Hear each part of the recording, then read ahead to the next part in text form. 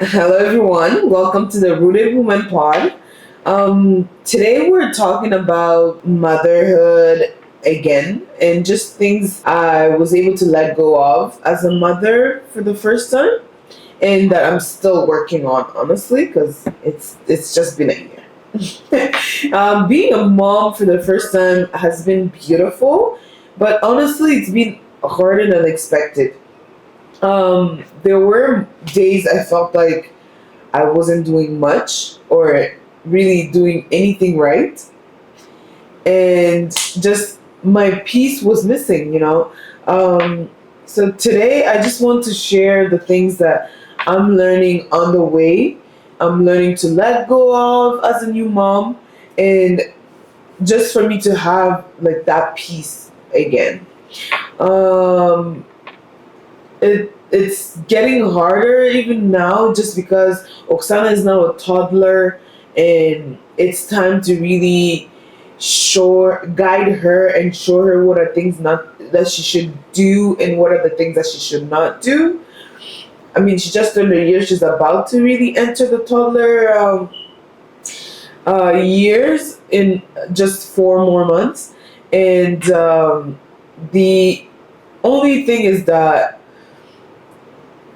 with her, like, routines are not really being are not the same anymore as they were before. So that's one of the things that I learned for sure to let go of, is letting go of perfect routines, like square perfect routines. I used to think that having a strict feeding time and a strict sleep time, which that one actually I learned pretty quick from the beginning for the sleep one, that it wasn't necessary to have a strict one, but I gave myself a window, right? And everybody that I think has seen me or has had me around in the evening knows that I have a 6 p.m. alarm all the time, every day. And that 6 p.m. alarm, what that tells me is that, it's time to get Oksana ready to sleep. And some things that I do is like a bath. And if I'm home, I would like stay in a darker-ish area, so with less light or no light at all. Also, just getting her to clean up with me if if she wants to, but if not, right now we're the ones just cleaning up a little bit. And also, what I do is that I clean up the house as well. So yeah, those are just things that I had to make sure that I don't need a strict routine, like wake up at this time and feeding at that time. Especially with breastfeeding, she nurses whenever she wants to, or whenever it's at nap time or sleep time. And feeding when to fall asleep is one of the things that a lot of the times I see is not ideal apparently, but I still do until today, and we can normalize that too. Anyways, another thing that I had to really let go of to find peace within myself is like letting go of comparison. It is so easy, so easy to compare yourself or your child, especially in the from the beginning. From the day they're born, it's so easy to compare their child to other kids you see on social media, or even just around you, your friends' kids, your family, nieces, nephews, and all that, right? It's so easy, but you have to really get to a point where you're realizing that, hey, my child is my child. Like, everybody, even when they come from the same mom, same dad, every child is different. They're going to hit their milestone at specific times. Obviously, like, watch out for when you're seeing negative delays, or negative things that are happening to the child. It doesn't mean stop looking at the child, or examining the baby, but make sure that you're not comparing when they grew teeth versus when the other child grew teeth. Because at the end of the day, you're just going to go in this spiraling mode, and that's not going to be helpful for you, right? the only way it's, like I said, the only way it's good to compare is when you're looking at, how much the weight the baby is losing. Is the baby losing too much weight, or growing, or gaining too much weight as well, so those are like some things that could be helpful when it comes to comparing, or when they're sick and things like that, to see how to help them. But anything else that you're trying to compare, oh no, my child is walking, my child is blabbing or talking, those are really worthless. Just keep focusing on your child. Don't lose yourself trying to compare them to other kids. Focus on your child. Speak to them more often to help them talk. Play with them like in their world. Don't play with them as a grown adult, right? Like, play with them in their world. Have fun with them in their world, because fun is their love language at this moment. So, and then another thing that leads me to speak about mom guilt, or I guess so they say, mom guilt. And letting go of guilt is like really, really hard, right? Because the older they get, sometimes I feel like the more guilty you end up feeling sometimes. But it really is important to let go of that guilt, especially when it comes to things like, I can't leave my baby unattended. You have a partner, you have family, possibly, you have friends, possibly. Like, get to the point where you're okay with having your child with your partner or your family for like, even for 30 minutes while you take a nap, right? You don't want to be also unhealthy taking care of a baby. You really want to make sure that, because that's one thing for me, even until now, my child has never slept anywhere else, but that's mainly because I'm breastfeeding as well. And but what I did try to do is, sometime out of the house, with either leaving her with King, or I leave her with my parents or my siblings. And it has really been helpful, right? To just be able to have that 1 hour, 2 hours or so out, or just without necessarily having her around, just to breathe out. It doesn't mean I don't like her. I love her. That's why I can't find myself letting go of her, right? And in the beginning, don't worry. In the beginning, it's normal to have the baby nearby, close by, because it's also helpful for them. They want to have that attachment. You want the child to build that attachment to you. So I'm really sad when I hear parents went back to work, week 1, week 2, even if it's 3 months. Like, it's so tough. I went back to work when Oksana was 4 months and a half or so, and that was one of the hardest things for me. um, I was working from home, thankfully. However, I had a day or two in the office a week, right? And those days were all my days.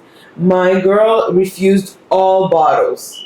She did not want any bottle feeding, whether it's formula or breast milk.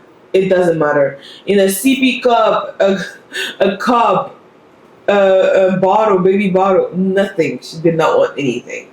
So even the days that I would go to work, she wouldn't eat while I was at work. So what I had to do is find a way to balance that out, right? So I started going to work earlier. Like, I would go to work for 7 a.m. so that nobody's in the office and I can work fast and do the work I need to do, because all I had to do was really small administrative tasks in the work with, regarding to physical checks and things like that. So I would just do my work within an hour or two and get back home. In the meantime, King would try milk. He'll try. She did like fruits or vegetables like cucumbers and stuff like that. Although cucumber might be a fruit as well. But anyways, he would just try to give her whatever that we know already she liked, even though she didn't have any teeth yet. And they say without teeth, you're not supposed to really feed them like that. But en tout cas, we had to do what we had to do. So we would give her whatever things that is at home that she would be nibbling on, until I come back home. So that's also one of the main reasons why I always have my baby, and I actually learned to love it so much. Oh my days. I don't know. People that invite me, they already know that when I come, I'm coming with my baby. She's always with me, and we love it. We love it so much that even when we have time away from her, we still miss her, and we still want to get back to her. And the mom guilt did not really linger too much, although from time to time, you'll feel like, oh, am I doing enough? Like, but it really makes you human, right? Like, there's no human that wouldn't, especially a mother, that wouldn't feel the guilt in them, even just a little bit. So yeah, and then one last thing that I guess I would say I had to let go of is really control.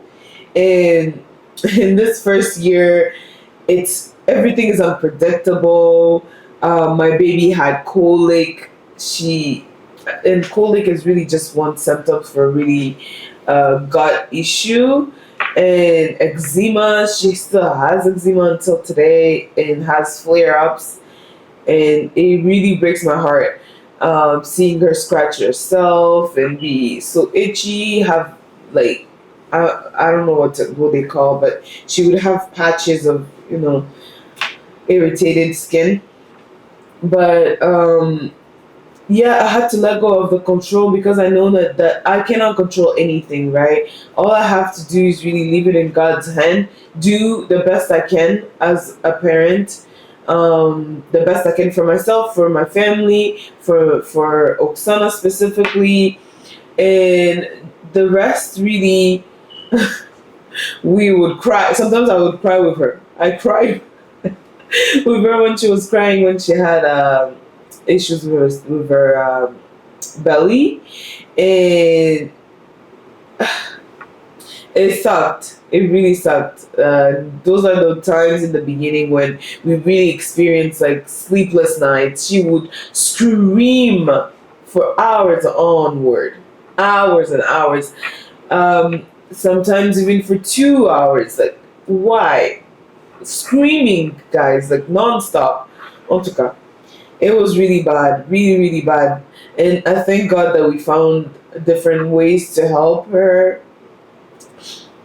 Oh man, that's something definitely I'll speak about because it ended up being really a matter of what I'm eating since I'm breastfeeding her, and also what um, what we're giving her. Right, she was a C-section baby, which they don't actually get exposed to our bacterias when in the canal, in the birth canal, so that could cause them to have most likely gut issues because they didn't really get the good bacterias from us like that. So that's why you want them to you want to do a lot of skin to skin and things like that. But yeah, so just letting go of the control that you think you have, it really is important because you're gonna need to know that everything that's happening, from doctor's appointments to anything that might happen on regarding the health of your baby or your own health, is not really in your control. So all you can do is really live in the moment because those memories will never come back. You cannot run the time back. You cannot go back, guys. Like, you have to really take advantage of the moment you have right then and there with your baby, and make sure that your partner takes lots and lots of pictures and videos of you, even if it's your family members. Lots and lots of pictures and videos of you. Take lots and lots of pictures and videos of your baby. But yeah, and your partner and the baby as well. Don't forget the dads. Although we never forget the dads and the babies. The dads forget about the moms and the babies. Just take pictures at least. But yeah, and I guess since I really stopped trying to do it all perfectly, I really actually just learned to enjoy these first year moments, and really the messy ones. I think I have a video of Oksana even pooping on me. That obviously, who else took it? My husband. And the sleepless nights that we sometimes film her, she's like awake at 1 a.m., 2 a.m. and wants to play. Nobody wants to play with you. Oh man. Oh yeah. But I love her cuddles. I love her little hugs. I love those quiet. quiet mornings when she wakes up and she's just hugging you. Oh man, we even sometimes fight. My husband and I fight to go in the room when she wakes up because we want the little morning cuddle. Because whoever gets there first gets it first, gets that first cuddle. But yeah, so just really peace is really superior to perfection, and look for peace. You're not supposed to be all scrambling around in your first year of motherhood. Like, that's not what it's supposed to be. Of course you're trying to figure things out still, but it doesn't mean that you're all over the place every time. Find the moments that you can find peace and calm, and life is not perfect, so you just make the best of it. You cannot predict every single thing that is happening to you. But yeah, so I guess I invite you guys to comment, share your stories. I want to hear a lot about everybody's motherhood journeys, whether it's the first time or however many times you've been a mother. Share and let us know, and then you can follow me for more on my other social medias as well. And yeah, I'll catch you guys on the next video. Bye. My baby's up.